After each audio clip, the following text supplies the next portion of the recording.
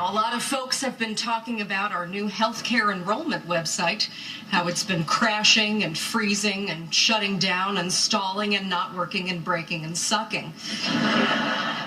When the liberal media criticize their favorite administration, you know the problems are pretty bad. But this news was so glaring, even they couldn't ignore it.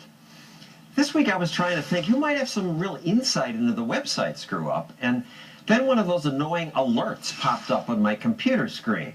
Warning, virus detected, your computer's at risk. This actually is not a scam. McAfee is the world's biggest security technology company, and the engineer who founded it, John McAfee, joins us now. So John, you were asked to help fix the Obamacare site. Well, I was. I think the reason is what you just mentioned. I did found the world's largest computer security company, and in the industry I'm known as a reasonably competent engineer.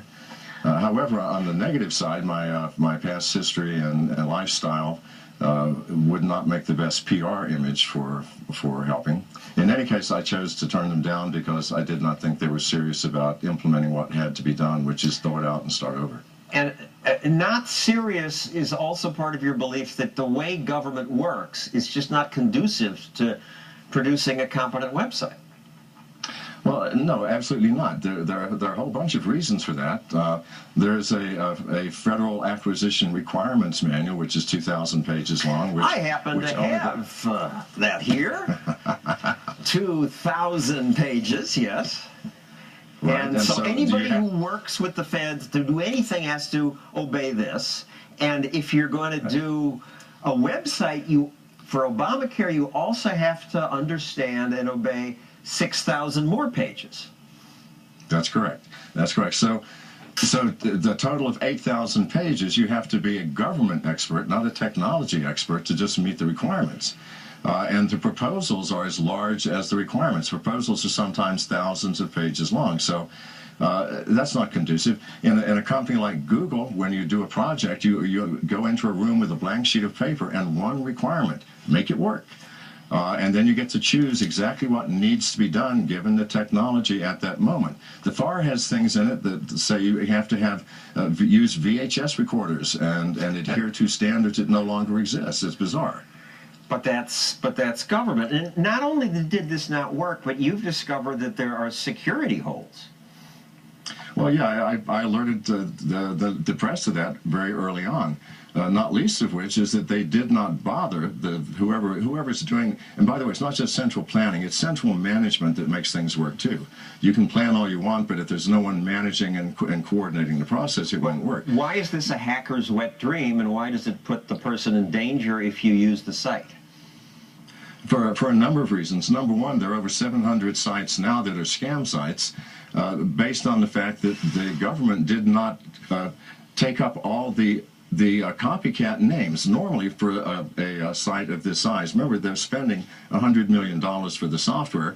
You'd spend about $200,000 or $300,000 to buy up every conceivable name that people might type in that sounds like it. Obamacare.com, healthcare.org, whatever. So now there are 700 sites that people may go to thinking they're going to the Obamacare site, but it's some scammer who wants your credit card information.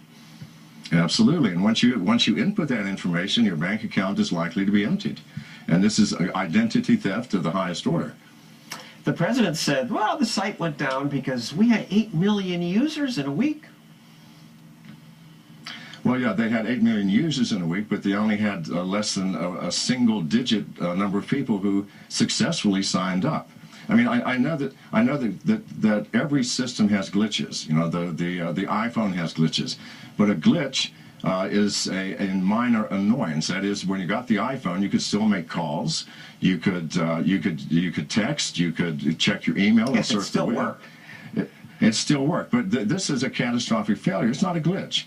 It was not tested, there was no quality assurance, and there was no system integration. And but these are all things government is going to run all of our health care. That's just a scary thought. The CGI awarded the contract. We'll learn more about that. John McAfee, thank you for joining us with your expertise. You're welcome, sir. Now, rewarding companies like CGI, because they could wade through all this regulation, rather than hiring specialists who really know software, won't work for long in the private sector because private companies, with their own money on the line, quickly have learned to figure out who does not deliver. Canadian journalist Brian Lilly says he wasn't surprised when he learned CGI, which is a Canadian-based company, was behind the Obamacare website. Brian, why? Well, this is a company that has figured out how to work with government regulations, John. They have figured out how to wade through it. What is it, 6,000 regulations that are governing the building of the Obamacare website? They know how to do that. They've been doing it here for a long time. They were established in the 1970s. And yet they have a pretty much history of failure in Canada. A history of failure. They would, I'm sure, point to some successes if you had their executives on right now. But let me just give you a few of these.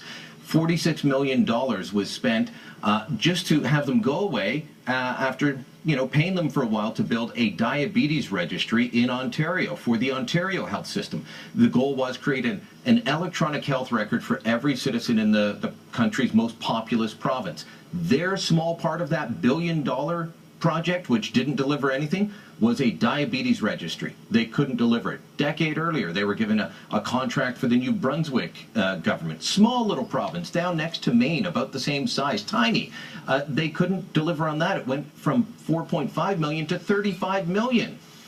They built the federal gun registry, a gun control initiative to track every rifle and hunting shotgun in the country. And they were eventually fired after about $90 million, and the project not working. I'm getting the drift. You also say that maybe they got the job because they had crony connections with the administration?